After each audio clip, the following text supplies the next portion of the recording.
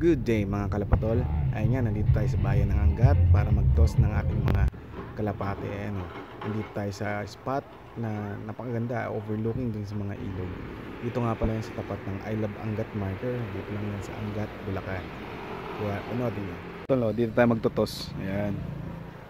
Ano tayo sa Angat, sa Heart Angat, I Love Angat. Ayan. Tapos yun, dun yung papuntang DRT. Ayan, pagpahingayin lang sana sila unti.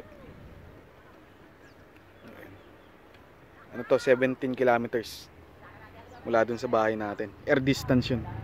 Ayan, ganda pala dito mag-release eh. Open yung liliparan nila.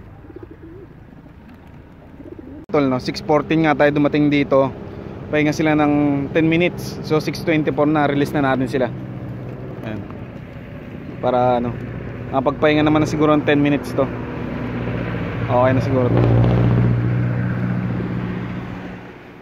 Bilis na natin sila.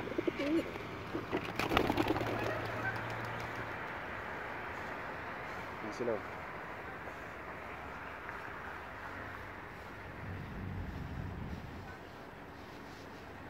Doon, takpan na. Ayun. Check pa nila yung lugar.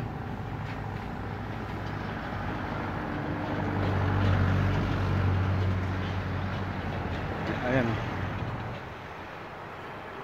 Check pa nila yung lugar.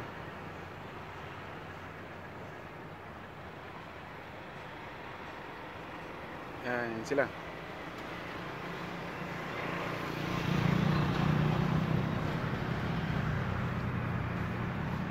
Doon na sila. Ayan, tumaas na yung lipad. Ayan, ganda ng pinag-releasean natin, overlooking. Kaso hindi ko na sila makita. Uwi na rin tayo. Abangan natin sila dun sa atin. Mga tol, yan nga So dumating tayo ng 7:15, halos isang oras. Kulang isang oras. Pero nandito na yung mga ibon natin, Ayan, si Thumbnail, si Atpadge, Ramonda pa, pasaway.